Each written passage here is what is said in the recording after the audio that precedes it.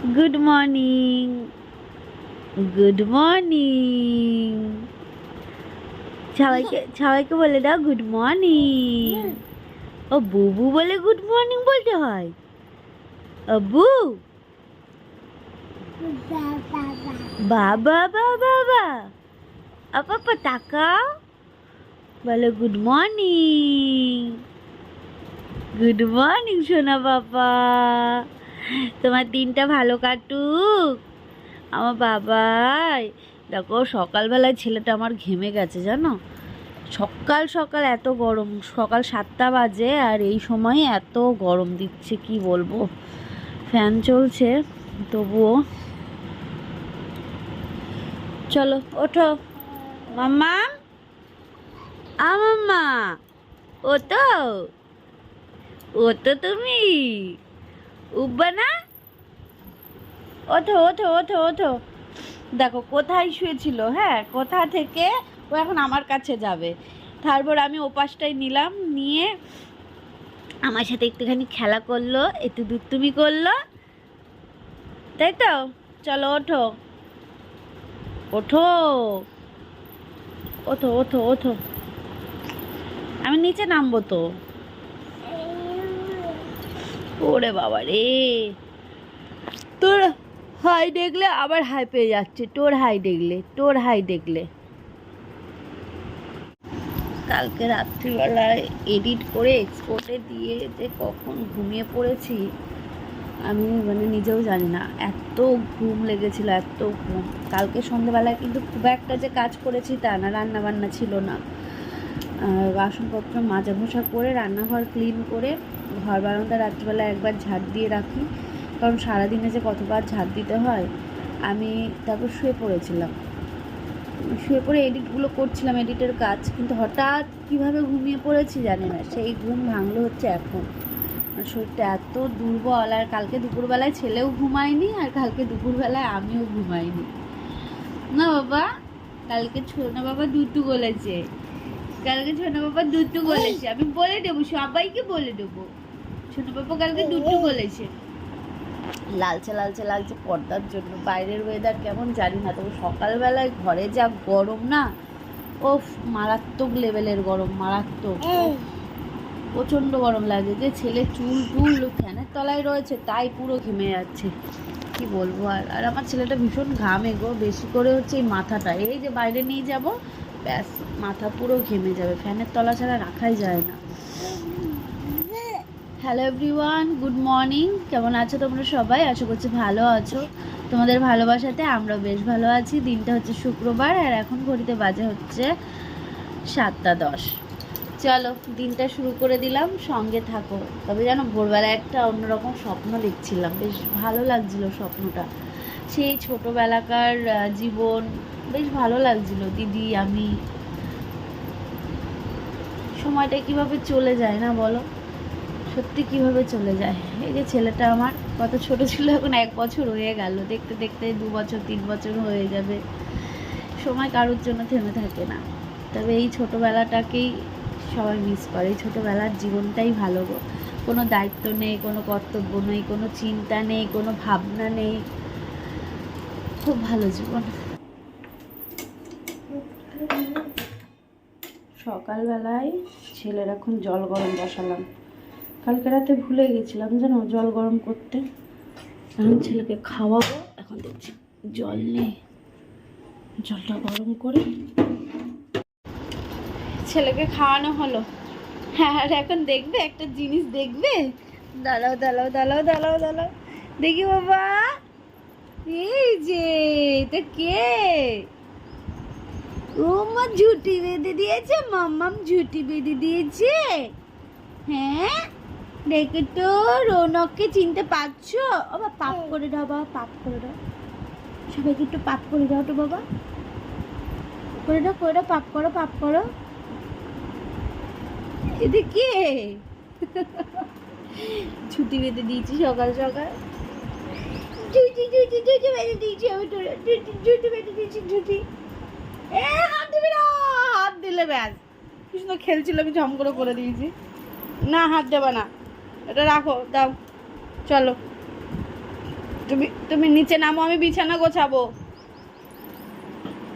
আসো আসো, আমার কাছে আসো, আমার কাছে। ওইদিকে না বাবা, এইদিকে আমার কাছে আসো, আমার কাছে আসো। বিছানাটা গোছাবো। বাইরে কি রোদের তাপ লাগছে, এক এক সময় আবার এক এক সময় বেশি লাগছে। উফ, সকাল বেলায় এত গরম দিচ্ছে। চলো নিচে নামো, নিচে নামো, নিচে নামো। নাইভারটা ধরে দাঁড়িয়ে থাকো তুমি।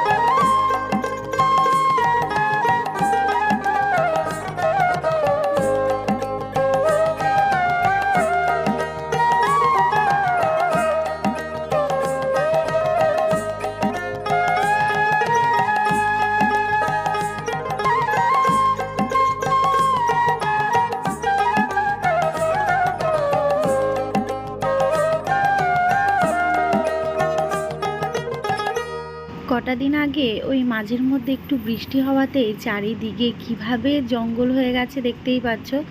এখন না এই কলতলাটা খুব একটা ব্যবহার করা হয় না, তার কারণ এই যে চারিদিকে জঙ্গলের জন্য। সত্যি বলতে আমি ভীষণ ভয় পাই এই সাপ পোকামাকড়কে। আর আমাদের এদিকে কিন্তু বেশ ভালোই রকম রয়েছে, আর আমার চোখেই পড়ে।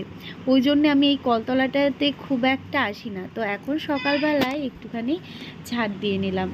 আজকে তো শুক্রবার, বাড়িতে আছেও, তাই জন্যে বললো একটু ভাত করতে সকাল সকাল। তো ফ্রিজে ছিল ইলিশ মাছ, সেটাকে বার করলাম আর ভাতে আলু সেদ্ধ দিয়েছি। সকালবেলাটা এগুলো দিয়েই খাওয়া হোক, তারপর তো বাজার যাবে, দেখা যাক কি নিয়ে আসে। তো সেইগুলো তোমাদের সাথে শেয়ার করব। চলো এখন আগে ওকে খেতে দিয়ে নিই, তার সাথে ছেলেকেও খাওয়াবো, খাইয়ে ঘুম পাড়িয়ে তারপর আমি খেয়ে নেব।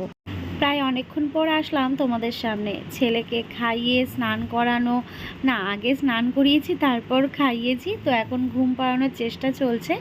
এদিকে আমি চলে আসলাম বাজারগুলো তোমাদের সাথে শেয়ার করার জন্য। আজকে কি কি বাজার এনেছে দেখো। চিচিঙ্গা এনেছে, তারপর পটল, আর এখন তো গরমকাল, পটল থাকবেই বাজারের মধ্যে। পুঁই শাক এনেছে, ডাঁটার শাক এনেছে, এনেছে ভেন্ডি, আর ভেন্ডিগুলো এত সুন্দর আমার তো দেখেই সেদ্ধ খেতে ইচ্ছে করছে। আমি সেদ্ধ, তারপর হচ্ছে চচ্চড়ি ভীষণ ভালোবাসি, সাথে ভাজা বেশ ভালো লাগে। পেঁয়াজ ছিল না, বলেছিলাম পেঁয়াজ আনতে, আলু আর গাটি কচুও নিয়ে এসেছে, আর সাথে মাছ আর মাংস। আমার মনে হলো অনেক রকম মাছ কিনে ফালতু টাকা নষ্ট না করে এক রকম দু রকম আনলেই যথেষ্ট। তো চিকেন নিয়ে এসেছে 1 কিলো মতন, আর নিয়ে এসেছে একটা গোটা রুই মাছ। তো এটাকে আমি ভালো করে ধুয়ে নিয়েছি, ফ্রিজেও রেখে দেবো কিছুটা। মাছ মাংস ভালো করে ধুয়ে আমি কিন্তু ফ্রিজে রেখে দিয়েছি, আর অল্প করে মাংস বার করেছি, মানে রেখেছি, সেটা আজকে রান্না করব দুপুরবেলায়। ভাত তো অলরেডি করাই রয়েছে, শুধু মাংসটা করব। আর সাথে ভাবছি একটু পাট শাক ভাজা করব। ফ্রিজে পাট শাক রয়েছে, ওই যে 3 আটি এনে রেখেছিলাম, এত ভালো লেগেছিল। আর 3 আটি দিচ্ছিল 10 টাকা, এর নিচে কি নেওয়া যায় বলো তো। আর এদিকে সবজিগুলোকে ওই যে সবজি রাখার যে ব্যাগটা রয়েছে, যেটা আন্টি আমাকে দিয়েছিল, সেটার মধ্যে গুছিয়ে রেখে দিচ্ছি। সমস্ত কিছু গুছিয়ে রেখে তারপরেই রান্নায় হাত দেব, মানে চিকেনটা রান্না করব আর কি। সময়ের সাথে সাথে মানুষের অনেক পরিবর্তন হয়, যে পরিবর্তনটা আমার যেন ক্রমশ হয়েছে। বিয়ের আগে একটা রকম জীবন ছিল, 2 হাতে নখ থাকতো, সব সময় নেল পলিশ পরে থাকতাম।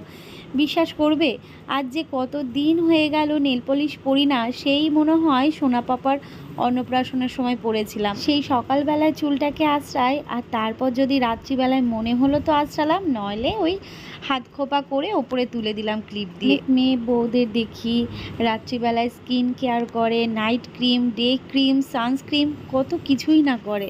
বিশ্বাস করবে না, আমার লাইফে আমি এখনো পর্যন্ত আমার এই রূপসজ্জা বা আমার জামা কাপড়ের দিকে যে প্রচুর খরচ কখনো করি। বিয়ের আগে থেকেই আমি নিজে যেন একটু স্বাবলম্বী।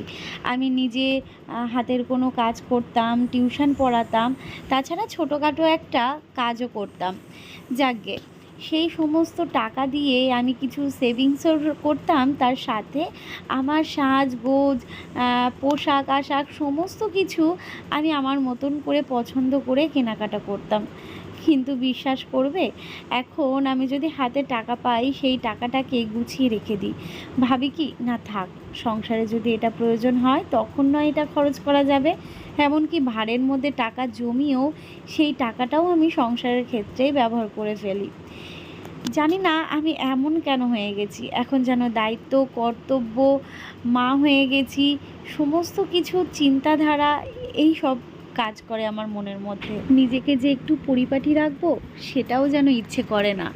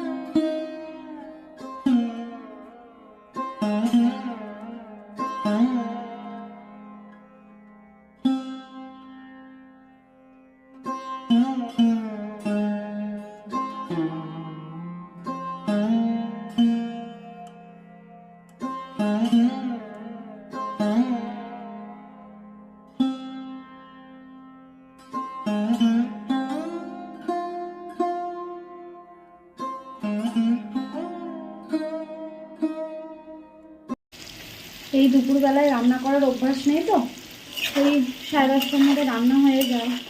আর এই দুপুরবেলা রান্না করতে গিয়ে আমি মানে ঘেমে নিয়ে স্নান, দেখে বুঝতে পারছি এরকম। তো বিরক্ত লাগে যাচ্ছে, বিরক্ত, কিন্তু আর কি, রান্না তো করতে হবে। সকালবেলায় আলু সেদ্ধ মাছ ভাজা দিয়ে খাওয়া হয়েছে, ভাত করা রয়েছে, কিন্তু এদিকে দুদিকে বসিয়ে দিয়েছি। এদিকে শাক হচ্ছে, পাট শাক ভাজা, তরকারি করবো, ওই জন্য পাট শাক ভাজা করছি, আর এদিকে মাংস করছি। এখন তো ভাতের সাথে খাওয়া হবে, আর ভাবছি রাত্রিবেলার জন্য রাখবো তরকারি তুলে, যাতে রাত্রিবেলায় একটু রুটি করলেই খাওয়া হয়ে যায়। এই 3 বেলা যদি রান্না করা হয় তাহলে গ্যাস কতদিন যায় বলো তো। আর সত্যি বলতে আগে আমি যখন মানে ভাড়া বাড়িতে ছিলাম সেই সময় যে গ্যাসটা যেত, এখন কিন্তু তার থেকে অনেক কম। 4 বেলা ছেলের খাবার তৈরি করতে হয়, তার সাথে গরম জল করা, আর আমাদেরও এখন রান্নাবান্না একটু বেড়েছে, তো যথারীতি গ্যাস তো কম যাবেই। কি ঠিক বললাম তো বলো? যাকগে, এদিকে কিন্তু আমার মাংস রান্না একদম রেডি। দুপুরবেলা মাংস ভাত খাওয়া দাওয়া করে কিন্তু মাংস ভাত ঘুম দিইনি। দুপুরবেলা কাজ করছিলাম, কিছু ব্র্যান্ডের শ্যুট ছিল, সেই কাজগুলো অনেক দিন ধরেই পেন্ডিং পড়ে রয়েছে। তো ভাবলাম না, আজকে কাজটা করেই নিই। আর ছেলে অনেকক্ষণই দুপুরবেলা ঘুমোচ্ছিল, তাই জন্যে আমি সেই ভিডিও শ্যুটটা করছিলাম। তো যথারীতি সেইগুলো করতে করতে একটু বিকেল হয়ে গেছিলো। আর বাইরে আজকে খুব একটা বেরোনো হয়নি, তার কারণ এত গরম লাগছিল, ইনডোর আউটডোর দুটো মিলেই আমার শ্যুট করতে হয়েছিল। তাই জন্যে ভাবলাম না, আজকে আর বাইরে বেরোবো না, ঘরেই থাকি। তো তারপর ঘরদোরগুলো একটু গোছানোর কাজ করে সন্ধেবেলায় ঘুমিয়েছিলাম। প্রচণ্ড ক্লান্ত লাগছিল, মোটামুটি ওই 1 ঘন্টা মতো ঘুমিয়েছিলাম। তারপর উঠে এই রান্নাঘরে আসলাম, কারণ আমার মাথায় চাপ রয়েছে যে রান্নাঘর ক্লিন করতে হবে, বাসনপত্র মাজতে হবে, তার সাথে রান্না করা আর জামা কাপড়গুলো কেচে ধুয়ে রেখে দেওয়া।